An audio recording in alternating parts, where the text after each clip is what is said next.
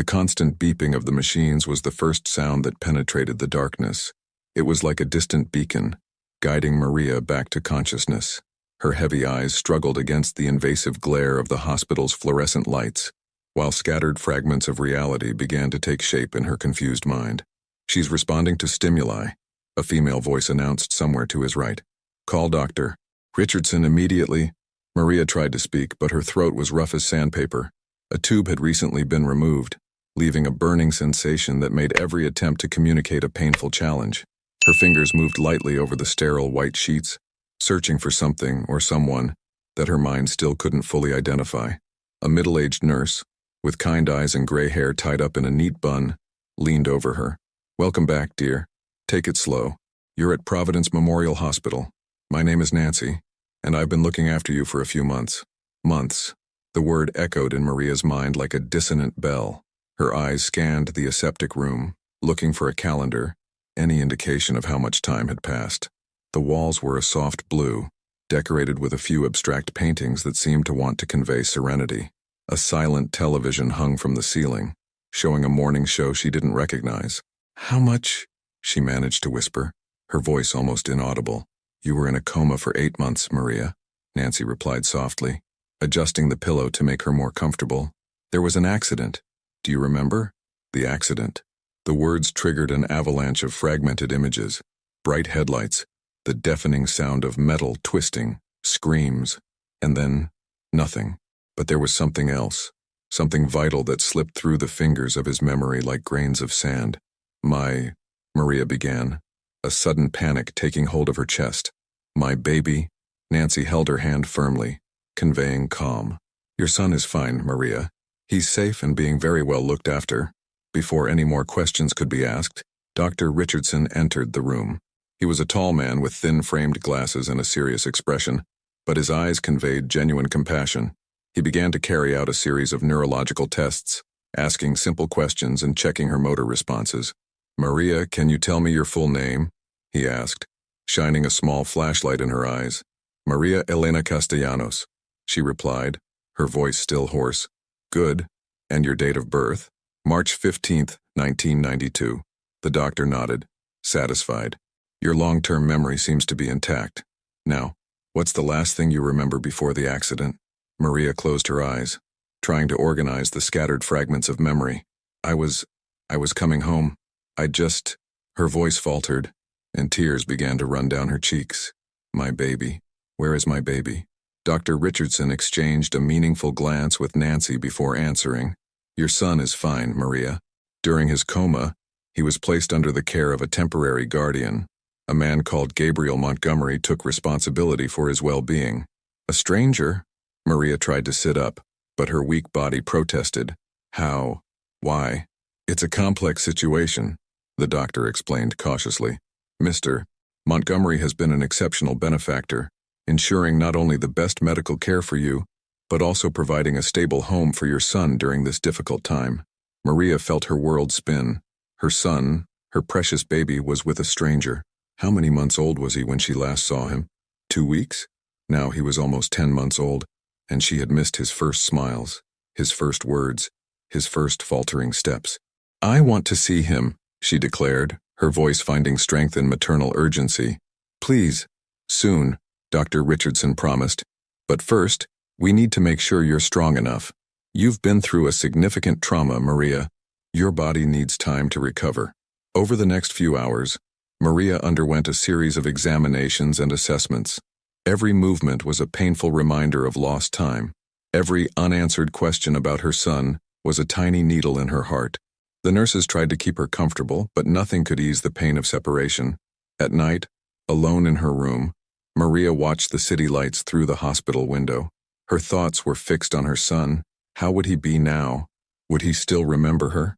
And this man, Gabriel Montgomery, what kind of person would take responsibility for an unknown baby? As sleep slowly enveloped her, Maria made a silent promise to herself. She would regain her strength, find her son, and discover the truth behind this mysterious benefactor. No matter how long it took or what obstacles she encountered along the way, she would rebuild the bonds that fate had tried to break. The constant beeping of the machines continued its monotonous rhythm, marking the seconds of her new life, a life that had begun with an awakening, but which still held enough mysteries to fill the voids of 8 months lost in time. A week after her awakening, Maria was sitting on the edge of her hospital bed, her hands trembling slightly as Nancy helped her fix her hair. The moment she had been waiting for would finally arrive. She would meet, or rather recognize, her son. "Take a deep breath," Nancy advised, adjusting the sleeve of the new nightgown that had replaced the traditional hospital apron. "Mr. Montgomery will be here in a few minutes with little Alexander." Alexander. The name echoed in her mind like a prayer. She had chosen it as a tribute to her father, but now it sounded almost foreign to her ears. How many times had that name been uttered by lips that were not her own? The sound of footsteps in the hallway made her heart race. The door opened slowly, and there he was, Gabriel Montgomery, tall, with broad shoulders covered by an impeccable navy blue blazer, brown hair slightly graying at the temples and piercing green eyes that seemed to carry the weight of 1,000 untold stories. But Maria barely registered his presence. Her eyes were fixed on the baby in her arms, her son, now a robust little boy of 10 months, with dark curls and rosy cheeks. Alexander was awake, observing his surroundings with childlike curiosity, holding tightly to the collar of Gabriel's blazer. "Hello, Maria," Gabriel said, his deep, controlled voice breaking the silence. "Alexander, darling, look who's here."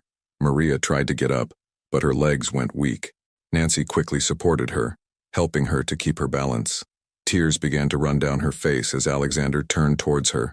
Those eyes, so similar to his own, now studied her with the caution of a stranger. Can I hold him?" she asked, her voice breaking. Gabriel approached cautiously, but Alexander clung to him tighter, turning his face to hide in his neck. The innocent gesture was like a stab in Maria's heart. "He's just a bit shy," Gabriel explained gently, taking a seat in the chair next to the bed. "Alexander is very sensitive to change. We've taken small steps, okay?" Maria nodded, swallowing the lump in her throat. He's so big. He's an extraordinary boy," Gabriel commented, his eyes softening as he looked at the baby. "He started crawling 2 months ago, and he's already trying to stand up on his own. He loves classical music, especially Mozart." Each new piece of information was both a treasure and torture. They were pieces of her son's life that she had lost, precious moments witnessed by this man who now seemed to know Alexander better than she did. "How?" Maria hesitated, trying to organize the thousands of questions in her mind. "How did you end up looking after him?" A shadow passed across Gabriel's face, so quickly that Maria almost thought she had imagined it. "It was a series of circumstances," he replied, settling Alexander on his lap. "When I heard about the accident and the situation, I couldn't remain indifferent. Alexander needed a stable home, and I had the resources to provide that." "But why? Why you?" Before Gabriel could answer, Alexander began to fidget restlessly, making small sounds of discomfort that would soon turn into crying. "It's time for his bottle," Gabriel explained, getting up. From an elegant baby carrier next to the chair, he took out an already prepared bottle. The movement was fluid, natural, revealing a well-established routine. Maria watched helplessly as her son calmed down in Gabriel's arms, accepting the bottle with familiarity. The man murmured soft words to the baby, rocking him gently in a rhythm they clearly both knew well. "Do you want to try?" Gabriel offered, noticing her anxious look. With trembling hands, Maria held out her arms. Gabriel moved closer, trying to transfer Alexander to her, but the baby began to cry, clinging even tighter to her protector.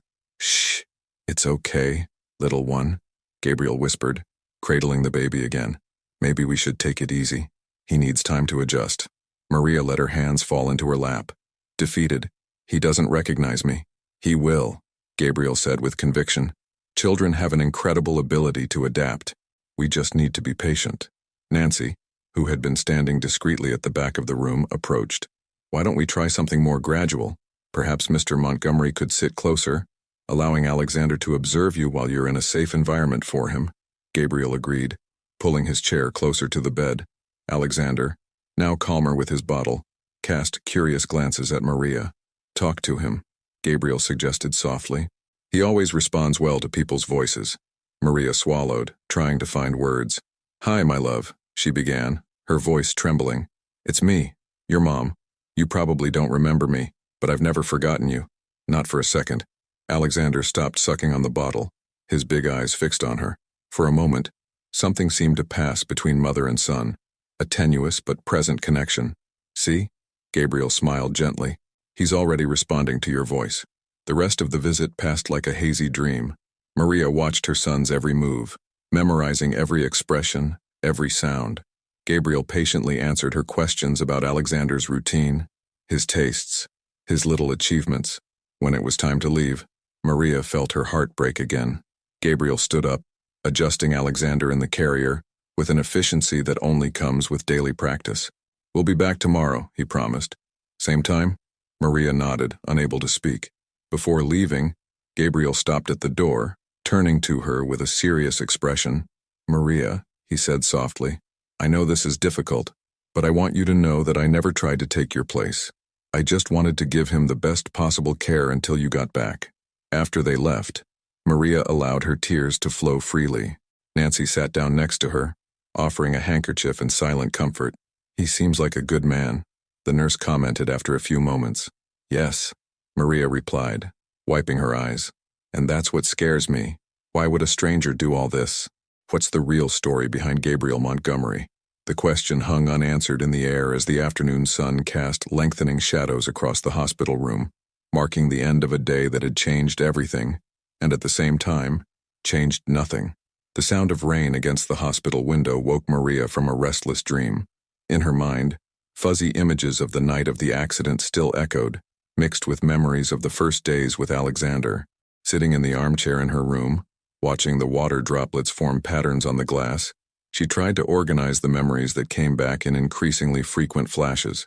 Today is physiotherapy day, announced Dr. Valentina Rodriguez, a 40-something rehabilitation specialist, entering the room with her usual energy. But first, I need you to tell me about those flashbacks you mentioned yesterday. Maria settled into the armchair, feeling the familiar weight of anxiety. They're getting clearer, she began. Last night, I clearly remembered the day I brought Alexander home from the maternity hospital. Flashback. The small apartment on the third floor smelled of lavender and new beginnings. Maria, still recovering from childbirth, carried the little bundle with infinite care. The freshly painted soft yellow walls of the baby's room glowed in the evening light. Welcome to your first home, my love, she whispered to the sleeping baby. It's just the two of us now, but I promise it will be more than enough. End of flashback. It's strange, Maria continued, coming back to the present. I remember that moment perfectly, the smell of fresh paint, the fear and hope I felt. But then, there are so many blank spaces. Dr. Rodriguez made some notes on her clipboard. It's normal for memories to return gradually, but tell me about the day of the accident. What can you remember? Maria closed her eyes, trying to concentrate. It was raining, like today. Alexander had just had his 2-week appointment with the pediatrician. I was driving slowly, very carefully. Flashback. The windshield wipers moved rhythmically, fighting against the heavy rain. In the back seat, Alexander slept in his car seat, protected and oblivious to the storm. Maria adjusted the rearview mirror to check on him once more, her heart overflowing with love for the little being who had changed her life. The traffic lights were reflected in the puddles, creating a red kaleidoscope on the wet asphalt. And then, end of flashback. And then nothing. Maria sighed, frustrated. It's as if someone had erased everything after that moment. Your brain is protecting itself, the doctor explained. The trauma of the accident was significant. The memories will come back when you're ready to process them. During the physiotherapy session that followed, Maria worked her weakened muscles with renewed determination. Each movement was a battle against months of inactivity, but Alexander's image motivated her to keep going. You're making good progress, observed Dr. Rodriguez, helping her with the exercises. Soon you'll be able to start taking small steps without support. I need to get strong, Maria replied, determined. For him, in the afternoon, Gabriel arrived with Alexander for his daily visit. Over the last few days, they had established a routine. He would sit next to the bed, allowing the baby to watch Maria as they played together. I've brought something for you to watch, Gabriel commented, taking a tablet out of his briefcase. I thought you might like to see some videos of the moments you missed. With trembling hands, Maria held up the device. On the screen, Alexander gave his first smiles, uncovered his hands, tried to roll around on the carpet. Each video was a small window into a world from which she had been excluded. "You documented everything," she murmured, thrilled. "I wanted you to be able to see his every achievement when he woke up," Gabriel replied softly. "I knew it would be important." While they watched the videos together, Alexander played on the activity mat that Gabriel always brought. The baby would occasionally glance at Maria, their gazes lasting a little longer each day.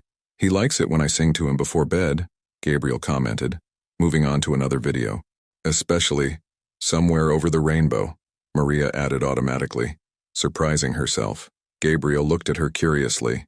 "How did you know?" Flashback. Maria rocked gently in the breastfeeding chair, singing softly to the newborn in her arms. "Somewhere over the rainbow way up high."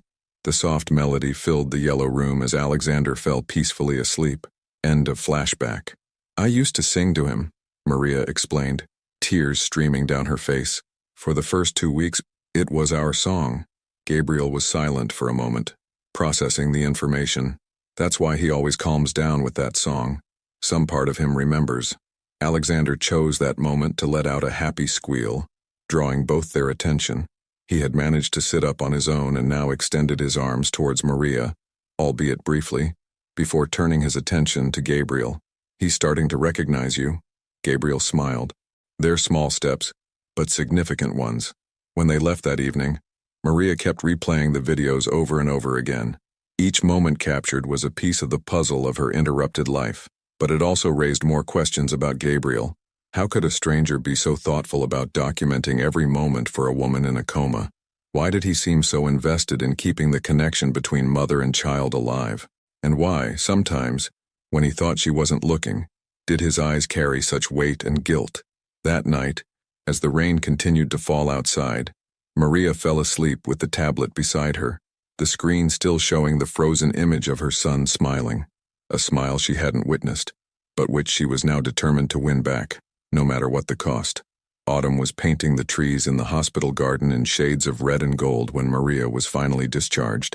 After weeks of intensive physiotherapy and emotional preparation, she was ready to leave the protected environment of the hospital, or so the doctors said. "Your apartment is exactly as you left it," Gabriel explained, as he pushed her wheelchair down the corridor. It was hospital protocol, although she was already able to walk with the aid of a cane. "I've hired a team to keep everything clean and organized during your absence."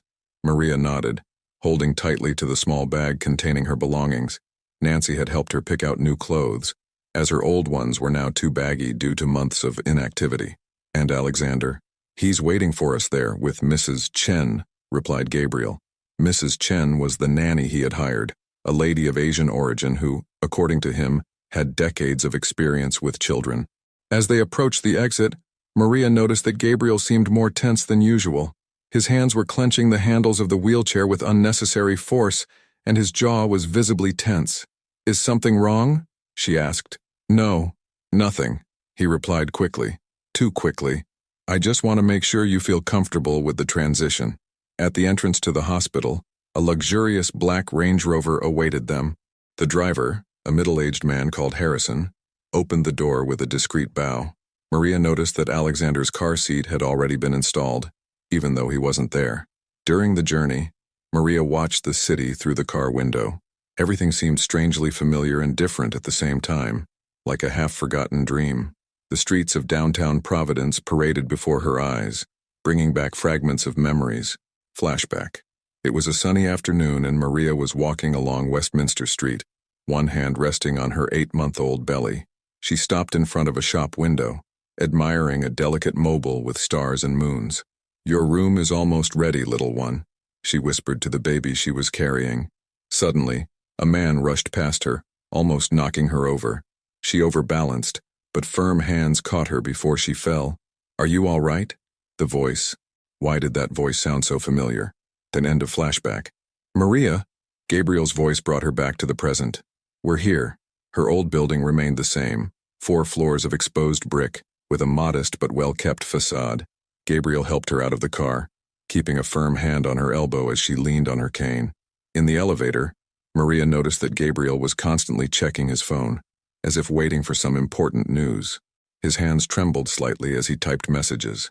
When the door to apartment 302 opened, Maria was greeted by the familiar scent of lavender, the same scent she used to perfume her home. Mrs. Chen was waiting for them with Alexander on her lap, who immediately held out his arms to Gabriel. "Welcome back," Mrs. Chen smiled gently. "Alexander was looking forward to showing you his new tricks." Maria looked around her apartment, noticing small changes.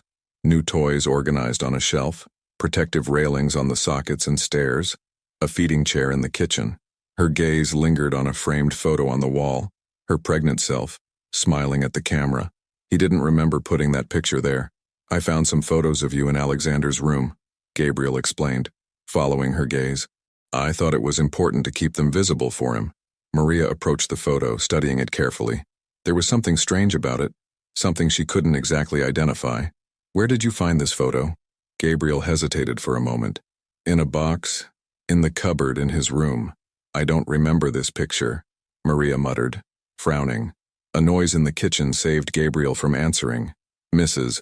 Chen had accidentally knocked over a bottle ears, and Alexander started crying, startled by the sound. "I'll take care of it," Gabriel said quickly, taking the baby into the bedroom. Maria stood still, looking at the photo. There was something about the composition, the angle, as if it had been taken by someone who was watching her without her knowing. While Mrs. Chen cleaned up the kitchen, Maria walked slowly around the apartment, absorbing every detail. In Alexander's room, she found Gabriel sitting in the rocking chair, soothing the baby. "He always calms down when you rock him like that," she observed. "Yes," Gabriel replied softly. "I discovered that in the first few weeks. Gabriel's phone vibrated, interrupting him. He checked the screen and his face paled visibly. "I need to make a call," he said, standing up abruptly and handing Alexander to Mrs. Chen, who had just entered the room. "It's an urgent work matter."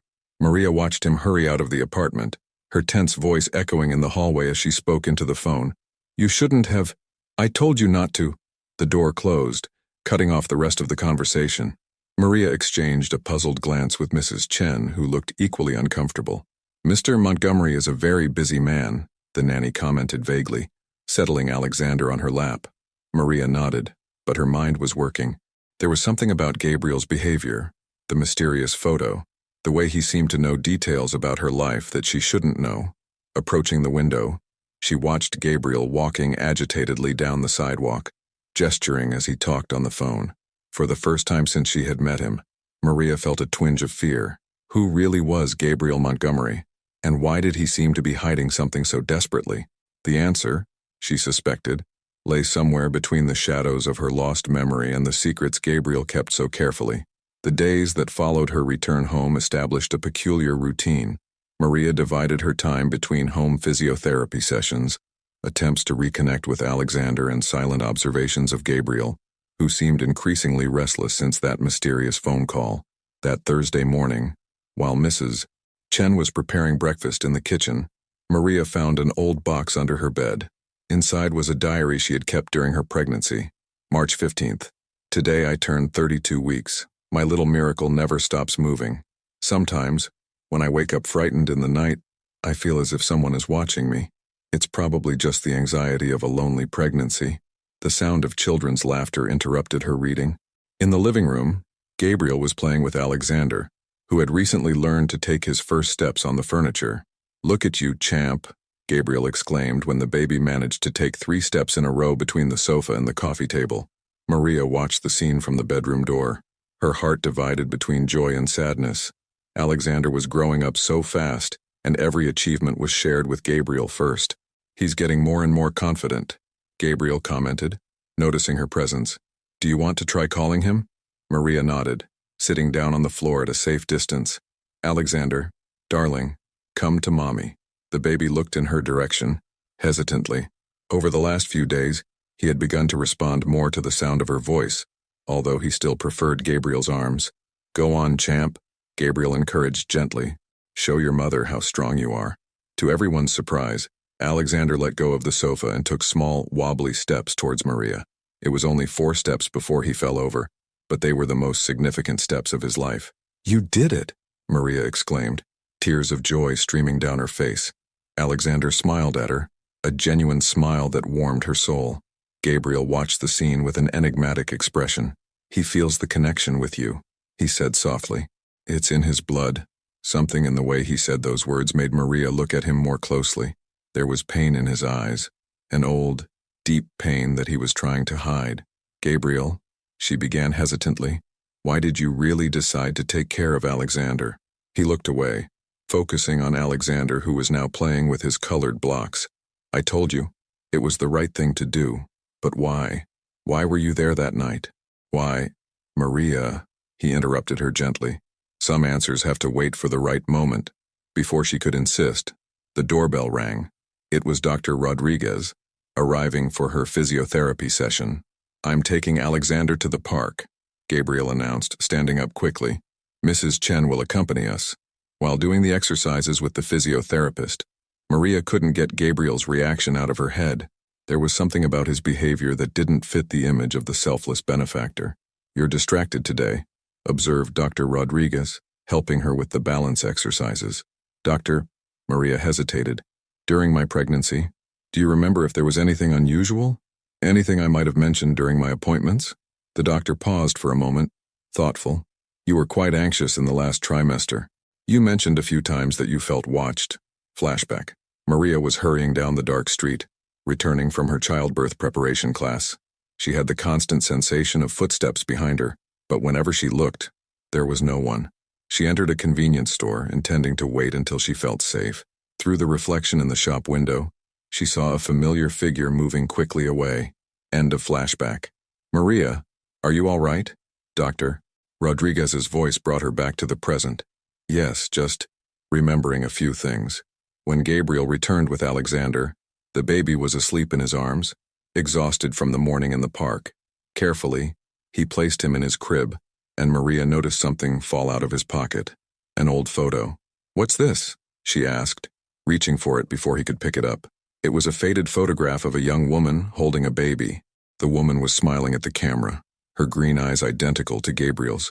"My wife," he replied after a long silence. "Catherine. And our son, Thomas. Where are they now?" Gabriel closed his eyes, as if the question physically hurt him. "They're not here anymore. It was a car accident 5 years ago." Suddenly, several pieces began to fit together in Maria's mind. Gabriel's dedication to Alexander, his constant presence, his knowledge of her pregnancy. "You knew us before the accident, didn't you?" she asked softly. Gabriel took the photo back, carefully tucking it into his pocket. "Maria, please, not yet. When then? When are you going to tell me the whole truth?" He looked at Alexander sleeping peacefully in his crib, then at Maria. "When you're ready to listen, and when I'm ready to accept the consequences." The rest of the day passed in tense silence. Maria watched Gabriel with Alexander, noticing how his protective behavior now seemed to carry a different weight. It wasn't just guilt she saw in his eyes. It was fear of losing not just Alexander, but something more, something that was still hidden in the shadows of her lost memory. At night, after Gabriel had left and Alexander was asleep, Maria returned to her diary. Turning the pages, she searched for clues, for any mention that might explain the connection between her and Gabriel. In the last entry, written the day before the accident, she found something disturbing. "I discovered something today, something that changes everything. I don't know what to do, but I have to protect my son. Tomorrow, after the appointment, I'm going to..." The entry ended abruptly. What had she discovered? And why did she have the growing feeling that Gabriel knew exactly what it was? The discovery of the diary triggered an obsession in Maria. For the next 2 weeks, she spent every spare moment scouring her apartment for clues to her past. Gabriel's increasingly erratic behavior only increased her determination. That Saturday morning, while Mrs. Chen was taking Alexander to his baby swimming class, Maria decided to investigate her son's room in more detail. That's when she found, hidden behind a pile of blankets in the closet, a worn brown briefcase. Her hands trembled as she unzipped it. Inside were newspaper clippings carefully organized by date. The oldest was from 5 years ago. Tragedy on the I-95 highway. Businessman's wife and son die in mysterious accident. The photo showed a wrecked car and, next to it, a picture of a younger Gabriel, hugging Catherine and little Thomas. Maria continued reading, her heart racing with every word. Catherine Montgomery, 32, and her son Thomas, 4, died instantly when their car veered off the road in unexplained circumstances. Investigators suspect mechanical failure, but witnesses report seeing another vehicle leaving the scene. Flashback. Maria was sitting in her office at the clinic where she worked as an administrative assistant. It was late at night, and she was organizing some files when she came across something strange, a medical report with significant discrepancies. "This can't be right," she muttered to herself, comparing the dates and test results. A noise in the corridor startled her. When she looked, she saw a familiar shadow moving away. End of flashback. The sound of the front door opening brought her back to the present. She quickly put the folder away where she had found it. "Maria?" Gabriel's voice echoed through the house. "I've brought some documents we need to discuss." She found him in the living room, his tense posture giving away that something was wrong. "What documents?" Gabriel placed a folder on the coffee table. "They're papers about Alexander's guardianship. Now that you're recovered, we need to make the transition official." Maria sat down, watching him intently. There were deep circles under his eyes, and his hands kept adjusting his tie, a nervous tic she had noticed over the last few days. "Before you sign anything," she began carefully, "I need you to tell me about Catherine and Thomas." Gabriel froze. "How did you—" "I found the newspaper clippings," she admitted. "And I've been having flashbacks, Gabriel, about the clinic where I used to work, about documents I found." He stood up abruptly, walking over to the window. "You shouldn't have seen that." "Why? What are you hiding? Why do I have the feeling that I knew you before the accident?" Gabriel remained silent for a long moment, his back turned to her. When he finally spoke, his voice was full of emotion. "You worked at the clinic that investigated Catherine and Thomas' accident. You found something that no one should have found." Flashback. Maria was 7 months pregnant, organizing her desk to leave, when she noticed an envelope in her drawer that she didn't recognize. Inside were photos of the Montgomery accident, along with technical reports that contradicted the official version. A handwritten note read, "The truth needs to be revealed. He needs to pay." End of flashback. "What did I find out, Gabriel?" Maria asked, her voice trembling. Before he could answer, the door opened again. Mrs. Chen entered with Alexander, who immediately began to cry as he felt the tension in the room. "Perhaps we should continue this conversation another day," Gabriel suggested, moving to pick up Alexander. "No," Maria said firmly, getting up. "No more waiting. No more secrets. You're going to tell me everything now." Mrs. Chen, sensing the delicate situation, discreetly took Alexander to her room. Gabriel finally turned to face Maria, his green eyes shining with restrained tears. "You found out that the accident wasn't an accident," he said softly. "You found out that someone had tampered with the brakes on Catherine's car, someone who wanted to destroy me." "Who?" "My partner, Richard Blackwood. He was embezzling money from the company, and Catherine found out. She was going to report him." Maria felt suddenly dizzy. More memories began to emerge. Flashback. She was in the parking lot of the clinic late at night. A man approached her, tall, gray-haired, cold-eyed. "Miss Castellanos, we need to talk about some documents you found." End of flashback. "Richard Blackwood," she whispered. "He came to me before the accident." Gabriel crossed the room in 2 strides, holding her arms. "What else do you remember?" He threatened me. He said that if I revealed what I had discovered." A sharp cry from Alexander interrupted the conversation. Maria looked towards her son's room, then back at Gabriel. "My accident," she said slowly, the pieces falling into place. "It wasn't a coincidence, was it?" Gabriel dropped his arms, running his hands over his face in a gesture of defeat. "No. Blackwood found out that you had evidence against him. He tried to silence you, just like he did with Catherine." "And you?" Maria asked, her voice barely above a whisper. "Where were you when all this happened?" Gabriel's silence was deafening. In his eyes, Maria saw a mixture of guilt, pain, and something else, an even deeper secret that he wasn't ready to reveal. Alexander's crying continued, a painful reminder of how much was at stake. Maria realized that every answer she got only generated more questions, and that the truth, when it finally came out, could destroy the fragile bonds they had built. "I'll take care of him," she finally said, moving towards her son's room. At the door, she stopped and looked at Gabriel. "But this conversation isn't over." He nodded gravely. "No, it's not over. And when you know the whole truth, Maria, I hope you can forgive me." The revelation about Richard Blackwood triggered an avalanche of fragmented memories in Maria. That night, After Gabriel had left, and Alexander had finally fallen asleep, she found herself unable to rest. In the dimness of her room, memories danced like shadows on the walls. Flashback. You don't understand what's at stake. Blackwood's voice was soft, but laden with menace. The empty parking lot of the clinic seemed even darker on that rainy night. Some truths need to stay buried, Miss Castellanos. For everyone's sake. Maria instinctively shielded her 7-month-old belly. And some truths need to come to light. Mr. Blackwood, for justice. End of flashback. A sudden noise in the room brought her back to the present. Maria picked up her cane and walked silently to the door. To her surprise, she found Mrs. Chen still there, organizing some papers on the kitchen table. Mrs. Chen? I thought you'd already left. The elderly nanny startled, quickly putting the documents away in her handbag. Ah, Maria, just organizing some of Alexander's daily reports. Something in the woman's nervous demeanor aroused Maria's suspicion. Are they just reports? Mrs. Chen hesitated, her dark eyes studying Maria with a new intensity. After a long moment, she sighed. No, they're records I keep for Mr. Montgomery. About you. About me. He asked me to observe your progress, your returning memories, to keep him informed. Maria sat down heavily in a chair. How long have you been working for him? Since Catherine and Thomas' accident, Mrs. Chen replied softly. I was their nanny. The revelation hit Maria like a punch. So you know everything. I know enough to understand that Gabriel carries more guilt than he should. Mrs. Chen sat down next to her. And I know that he genuinely cares about you and Alexander. But why? What really happened the night of my accident? The nanny took something from her bag, a yellowed envelope. Maybe this will help answer some of your questions. These are photos from the day of Catherine's accident.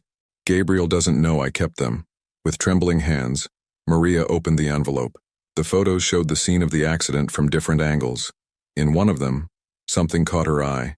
A man watching from afar, partially hidden behind a tree. Even in the grainy photo, she recognized Gabriel's profile. Flashback. Maria was driving in the rain, Alexander asleep in the back seat. Her cell phone rang. It was an unknown number. Miss Castellanos. Gabriel's voice sounded urgent. Don't trust Blackwood. He found out about the evidence. You need to... A high beam blinded her in the rearview mirror. The rest was darkness. End of flashback. He tried to warn me, Maria muttered. Gabriel tried to warn me about Blackwood. Yes, Mrs. Chen confirmed, but he was too late. When he found out that Blackwood was planning to silence her, like he did with Catherine, why didn't he go to the police? Because Blackwood had something on him too, something to do with the death of Catherine and Thomas. Maria studied the photo again. He was there when they died. Why? Mrs. Chen stood up, picking up her bag. That's a question only Gabriel can answer. But Maria, he's not the villain in this story, even if he sometimes seems to be. After the nanny left, Maria stayed awake, studying the photos. In his room, Alexander mumbled in his sleep, and she went to him. Watching her son sleep, she thought of Catherine and Thomas, of how their deaths had intertwined her fate with Gabriel's in ways she still didn't fully understand.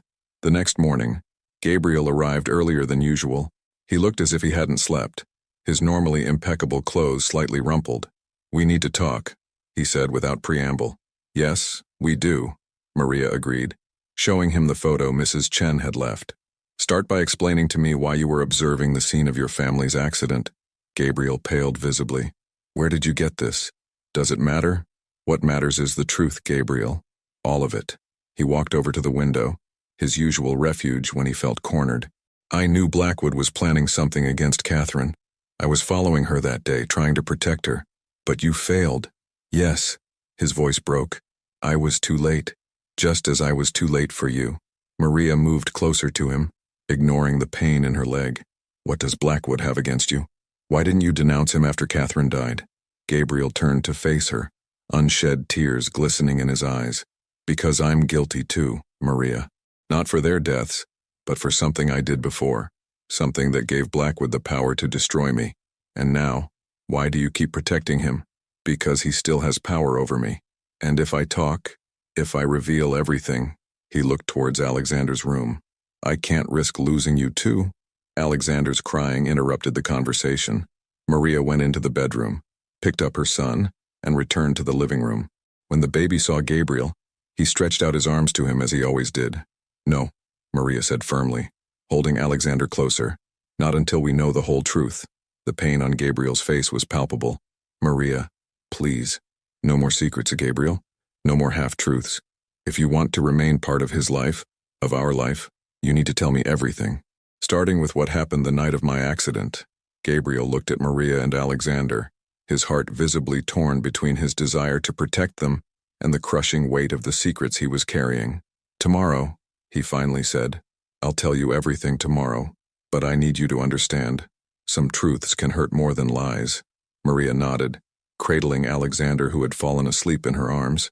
"Then you'd better start preparing yourself for the pain, Gabriel, because tomorrow I'll accept nothing but the complete truth." The morning came with heavy clouds, as if the sky itself was anticipating the revelations to come. Maria had been up all night, alternating between looking after Alexander and rereading the notes she had made on her recovered memories. Gabriel arrived punctually at 9 o'clock, carrying a black leather briefcase that Maria had never seen before. His eyes were marked by deep, dark circles, and his normally impeccable posture showed the weight of what was to come. "Mrs. Chen has taken Alexander to her house," Maria informed him, pouring coffee for both of them at the kitchen table. "We'll have all the time we need." Gabriel nodded, opening his briefcase and spreading out several documents on the table. "Before I start, I need you to understand something. Everything I've done, every decision I've made, has been to try and protect the people I love." Flashback. "Mr. Montgomery." Maria recognized him immediately when he entered her office at the clinic. "What can I do for you, Ms. Castellanos?" Gabrielle sounded nervous. Unlike the confident businessman she'd seen in the newspapers, "I need to know exactly what you found in the files about my family's accident." End of flashback. "You came to see me at the clinic," Maria said slowly, "weeks before my accident." "Yes," Gabriel confirmed, sorting through some documents, "because I found out that you had found this." He pushed her a detailed report on Catherine and Thomas's accident. In the margins, there were handwritten notes, Maria's handwriting, discrepancies in the official report. She read aloud. "Tamper marks on the brakes prior to the accident. Unidentified eyewitness. You found out it wasn't an accident," Gabriel added, "but what you didn't know was that I already suspected it. In fact, I knew a lot more." He pulled an old photo out of his briefcase, him and Blackwood as youngsters, smiling in front of a commercial building. "Richard was more than my partner. He was my best friend, practically a brother. We built the company together from scratch." "What's changed?" Gabriel took a deep breath. "Catherine. She was originally engaged to Richard." Maria felt her stomach turn. "What?" "Catherine and I fell in love while she was still with Richard. When she broke off the engagement to be with me, something broke inside him. But he hid it well. He remained the devoted friend, the best man at our wedding, Thomas's loving uncle, until Catherine discovered the embezzlement," Maria added. "It wasn't just embezzlement," Gabriel corrected, his voice shaking. "It was an elaborate money laundering operation, and I knew all about it from the beginning." The revelation struck Maria like a thunderbolt. "You were an accomplice." "Yes. At first, when we were young and desperate for success, it seemed like an easy path. But then I met Catherine. We had Thomas, and I wanted to leave. Richard allowed it, on the condition that I kept quiet." Flashback. Maria was in her car, phone in hand, listening to Gabriel's desperate message. "He's going to try something, like he did with Catherine. You need to hand over the evidence to a violent impact, glass breaking, darkness." End of flashback. "You tried to warn me," Maria muttered. "Too late." Gabriel wiped his hands across his face. "When Catherine discovered the truth about Richard's business, she threatened to expose everything, not just the current crimes, but also my past involvement.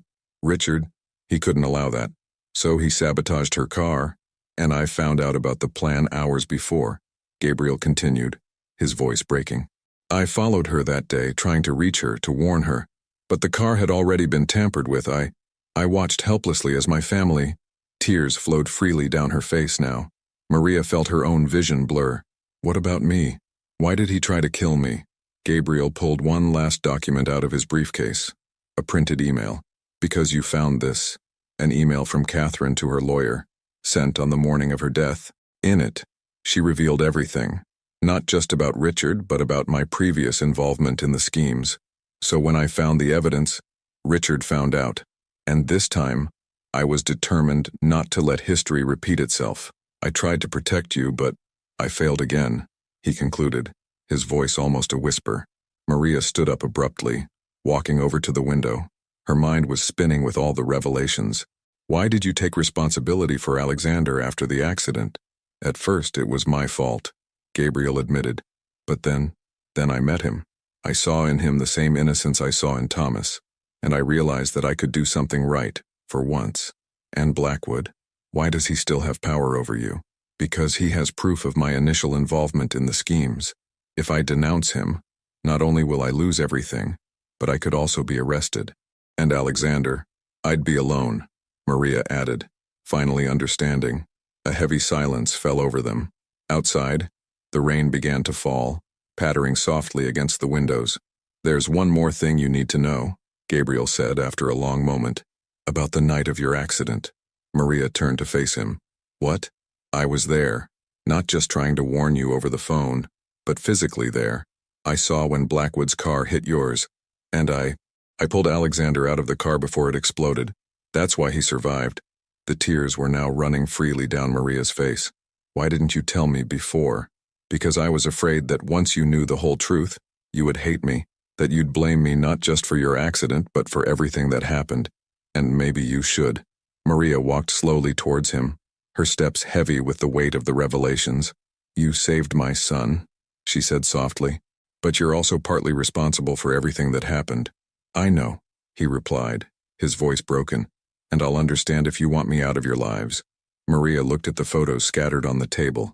Catherine, Thomas, the accidents, the evidence of the crimes, a complex web of love, betrayal, guilt, and redemption.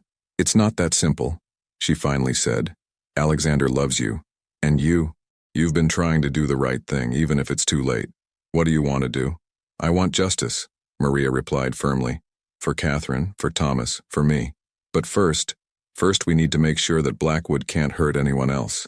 Gabriel looked at her with a mixture of fear and hope. How? Together, she replied, picking up the documents from the table. We'll end this together. The days following Gabriel's revelations were tense, filled with cautious planning and glances laden with unspoken meanings. Maria had decided to keep Alexander closer, temporarily canceling his outside activities. The paranoia that had previously seemed irrational now had a name and a face. Richard Blackwood. That rainy afternoon, while Alexander played on the living room carpet under Mrs. Chen's watchful eye, Maria and Gabriel were in the office, spreading documents out on the table. We need to be meticulous, Maria said, organizing the evidence chronologically. A single mistake and Blackwood could escape again. Gabriel nodded, his face tense. He has eyes and ears everywhere. We need... A noise in the room interrupted the conversation. Alexander had knocked over some blocks, and his joyful laughter echoed through the house. The innocent sound contrasted painfully with the seriousness of what they were planning. Flashback. Mom, look. Thomas proudly held up a colorful drawing. Catherine smiled, taking the paper. It's beautiful, darling. What did you draw? Our family. Daddy, you, me, and Uncle Richard. Gabriel watched the scene from the doorway, his heart heavy with secrets that were beginning to consume him. And a flashback.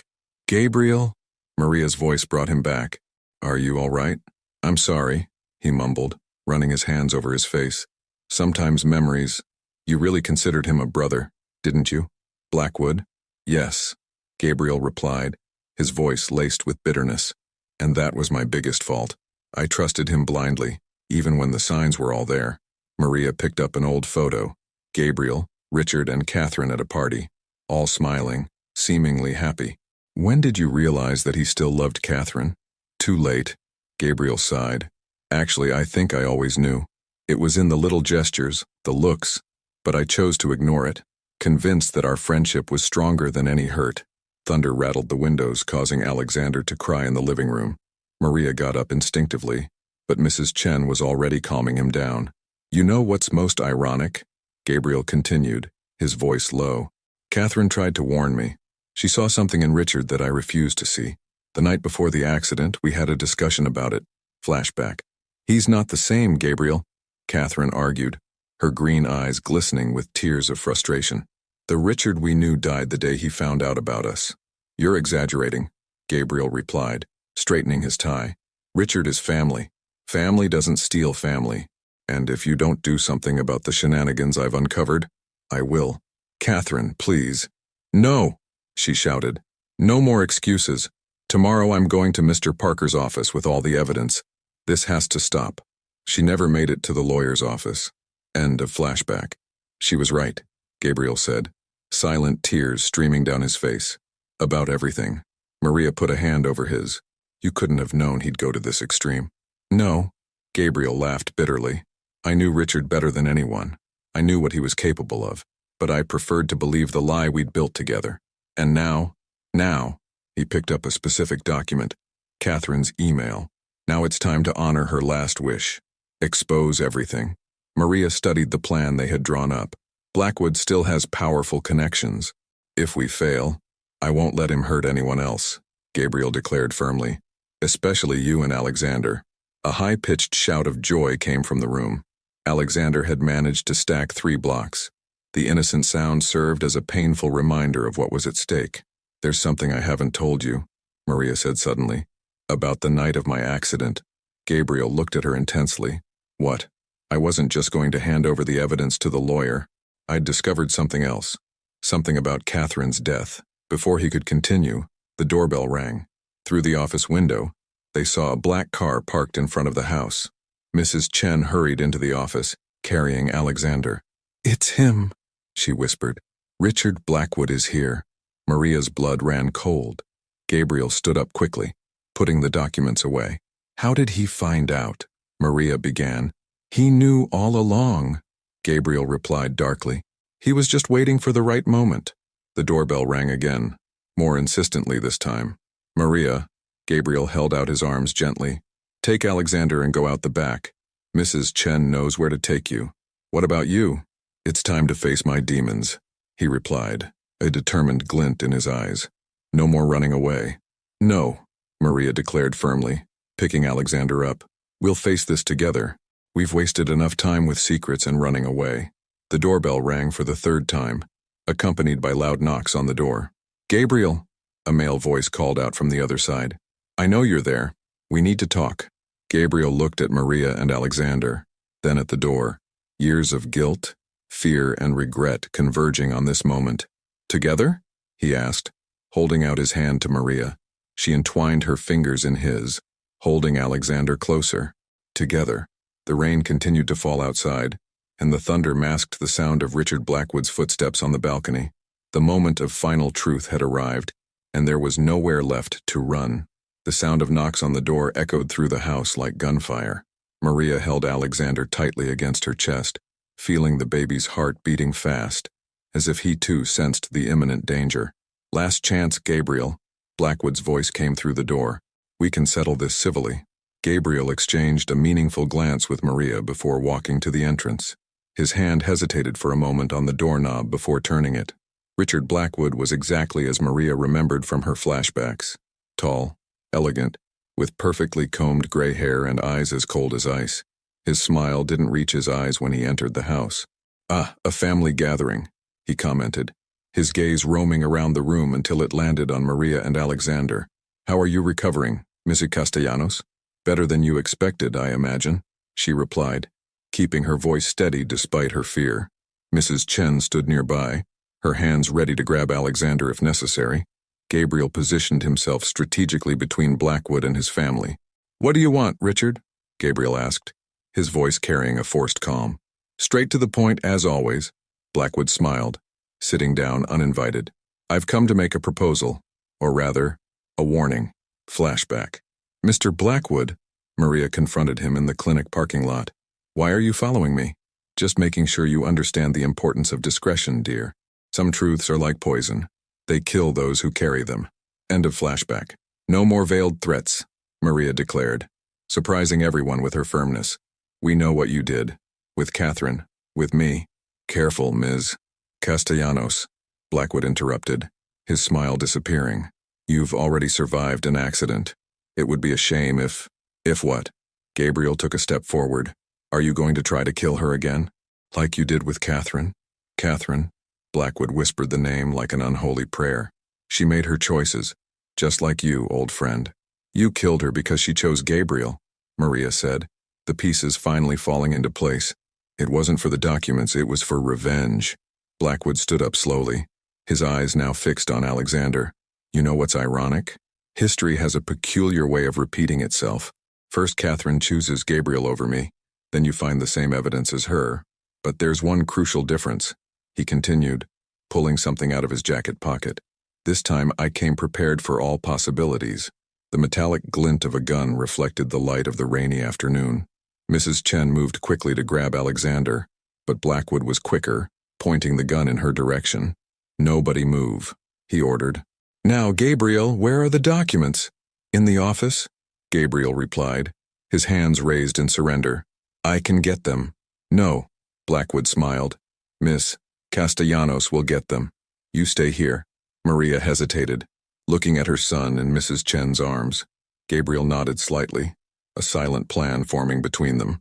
As Maria walked to the office, her legs trembling, she heard Blackwood continue. You know, Gabriel, I always wondered why you didn't turn me in after Catherine's death. Now I understand. You had something to hide, too. I was young and stupid, Gabriel replied. I thought our friendship meant something. Oh, it did. Blackwood laughed. It meant so much that I allowed you to stay with her. I allowed you to have your happy ending. Until you didn't anymore, Gabriel added bitterly. Maria returned with the folder of documents, her heart pounding. Alexander began to cry, frightened by the tension in the room. Quiet, Blackwood shouted, making the baby cry even louder. It was then that everything happened very quickly. Gabriel took advantage of Blackwood's momentary distraction by the baby's crying to advance. Maria threw the briefcase, scattering papers in the air. Mrs. Chen ran with Alexander into the bedroom. A gunshot echoed through the house. Time seemed to freeze. Maria saw Gabriel stagger, a red stain spreading on his white shirt. Blackwood, his gun still smoking, smiled triumphantly. But then another sound filled the room. Sirens. Police! Freeze! The windows and back door exploded as the SWAT team entered. Blackwood was knocked to the ground before he could react, the gun flying from his hand. No, he muttered, as he was handcuffed. How? Maria ran over to Gabriel, pressing the wound on his shoulder. The bug, she explained to Blackwood. It's been recording everything since you came in. Impossible. You couldn't. Not her, Gabriel said through his pain. Mrs. Chen. She's been working with the police since Catherine's death.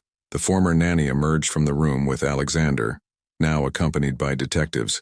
It took a while, but we finally got your confession, Mr. Blackwood. While the paramedics attended to Gabriel and the police took Blackwood away, Maria held Gabriel's hand tightly. Why didn't you tell me about the plan with Mrs. Chen? She asked. Because your reaction had to be genuine, he replied weakly. Blackwood knew all our tricks, except this one. Maria looked at her son, safe in Mrs. Chen's arms, then at Gabriel being prepared for transport. Is it over? She asked, more to herself than to the others. Almost, Gabriel replied, holding her hand. We still have a lot to sort out, if you want. Maria squeezed his hand in response, watching the rain begin to fall outside. The weight of guilt was beginning to dissipate, but the road to true redemption had only just begun. 3 months after Richard Blackwood's arrest, fall had given way to winter in Providence. Maria watched the snowflakes falling gently through the window of the hospital, where Gabriel was finishing his last physical therapy session. Alexander, now almost 14 months old, played happily with his blocks in the corner of the waiting room, occasionally glancing at the door through which Gabriel had disappeared. The bond between them, against all the odds, had survived the storm of revelations. Flashback. You're under arrest, Mr. Blackwood, Detective Andrews announced in the interrogation room. We have your taped confession, the evidence of the embezzlements, and now the attempted murder against Mr. Montgomery. You don't understand. Blackwood laughed bitterly. I love them. All of them. Catherine, Thomas. They were supposed to be my family. And that's why you decided to destroy them, Maria asked from the doorway, where she was watching the interrogation. I saved them, he replied, his eyes shining with an insane light. I saved Catherine from a life of lies with Gabriel. I saved Thomas from growing up with a criminal father. End of flashback. Thinking about the trial, Gabriel's voice brought her back to the present. He was walking more steadily now, his arm almost fully recovered. Daddy! Alexander shouted, staggering towards him with still insecure steps. Gabriel's smile as he took the boy in his arms was genuine, the smile of a man who had found redemption in the love of a child. "How was the session?" Maria asked, picking up the scattered toys. "Last one," he replied. "Dr. Stevens says I'm completely recovered."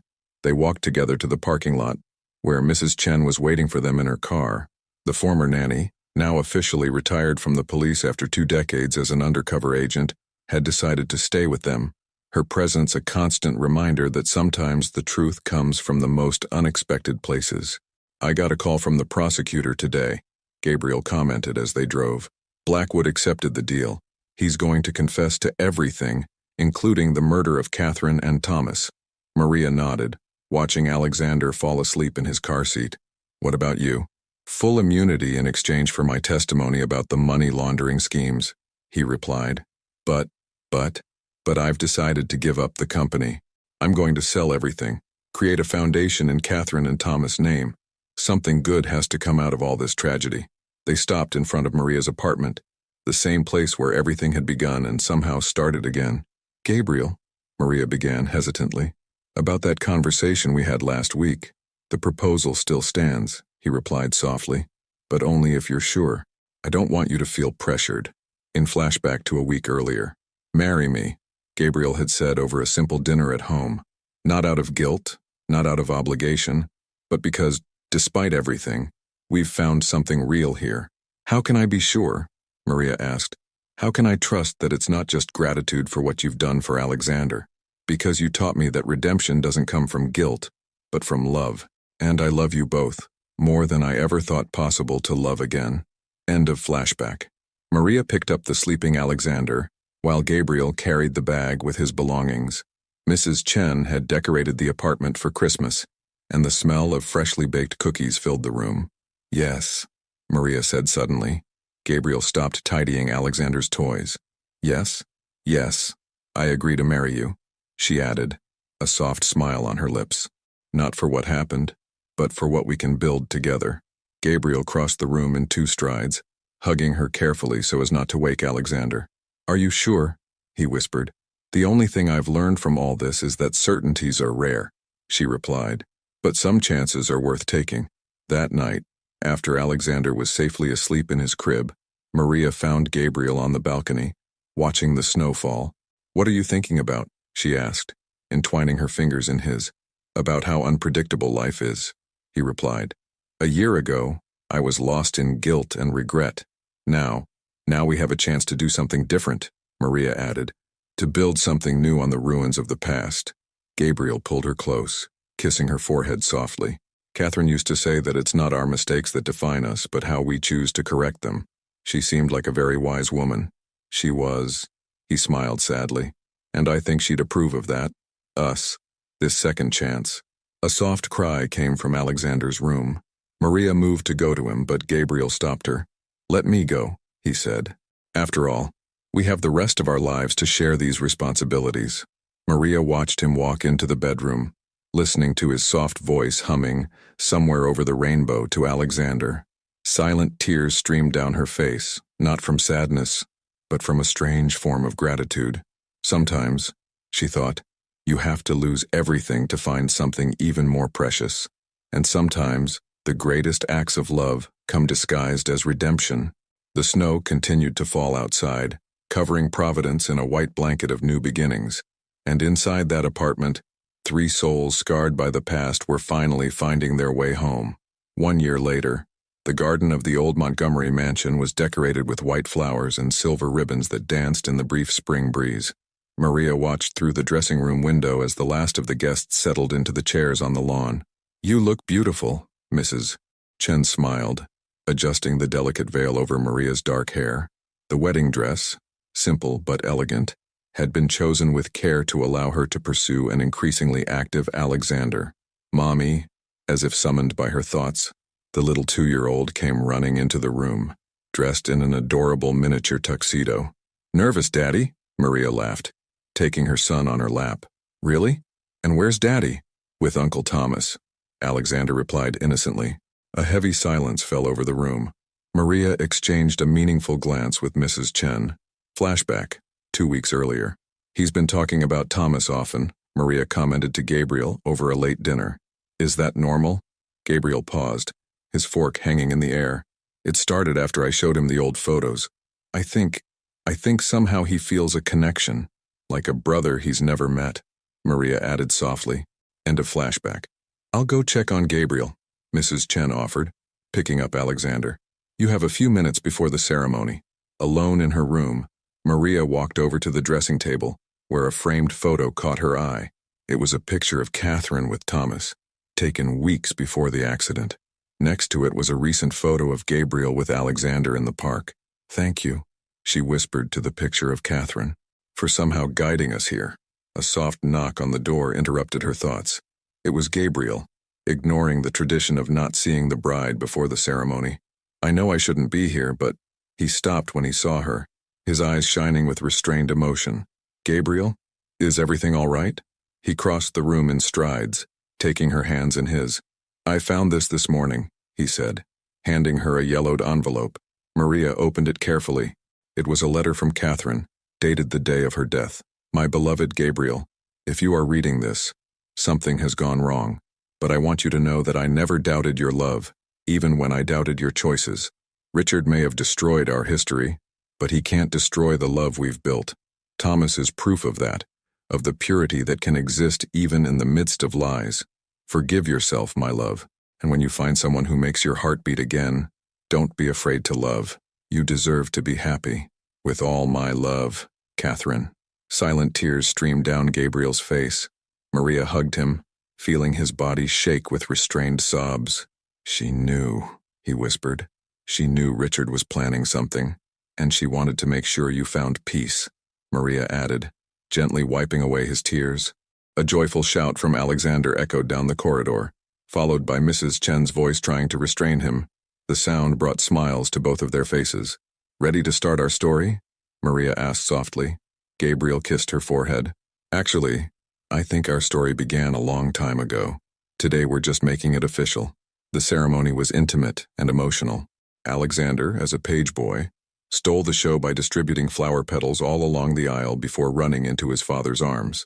During the vows, Gabriel surprised everyone by mentioning not only his love for Maria and Alexander, but also his gratitude to Catherine for having taught him the true meaning of family. At the reception, while the guests were dancing and celebrating, Maria found Gabriel sitting alone on the old swing in the garden. Penny for your thoughts, she said, taking a seat next to him. I was thinking about cycles, he replied, watching Alexander play with the other children. About how sometimes we need to lose everything to find something new. About how love can heal even the deepest wounds. And how some people never really leave us, Maria added, thinking of Catherine. Exactly, Gabriel smiled, pulling her close.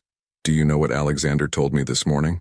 That he saw Thomas in his dreams, and that he was happy that we had found each other. Maria felt a shiver run down her spine. Do you think? I think there are mysteries in love and family that we'll never fully understand, he replied, and maybe that's for the best. The party continued well into the night, but for Maria and Gabriel, the most significant moments were the silent ones. Alexander falling asleep between them during the couple's dance, Mrs. Chen weeping discreetly during the vows, the feeling that, somehow, Catherine and Thomas were present, blessing this new family that had been born from the ashes of tragedy. Later, when the last guests had left and Alexander was sound asleep in his room, Maria found Gabriel in the study, organizing some old photos. What are we going to do with the mansion? She asked, noticing the moving boxes stacked in the corners. I thought I'd turn it into the headquarters of the Catherine and Thomas Foundation, he replied, a place to help children who have lost their parents in traumatic circumstances. Maria smiled, hugging him from behind. She'd be proud, you know. I hope so, he whispered, turning to face her. And I hope that many years from now, when we tell our story to our grandchildren, they'll understand that sometimes the truest love is born out of the most unlikely circumstances, and that sometimes, Maria added, we need to lose our way to find the right destination. Outside, the spring night was clear and starry. Somewhere, Maria thought, Catherine was smiling, because sometimes the greatest act of love is to allow those we love to find happiness again, even if it's in arms other than our own. And so, under the stars of Providence, A new family celebrated not just a wedding, but the conclusion of a cycle of healing and redemption that had begun with tragedy and ended with a promise of eternal love. If you found out that someone you loved deeply had kept a devastating secret for years, trying to protect you, would you be able to forgive not only the secret, but also accept that sometimes love is born out of the most unlikely and painful circumstances? Leave your opinion in the comments. Thank you for watching. If you enjoyed the story, please subscribe to our channel and leave a comment below, letting us know what you thought. Your feedback and support mean a lot to us. Stay tuned for more exciting stories.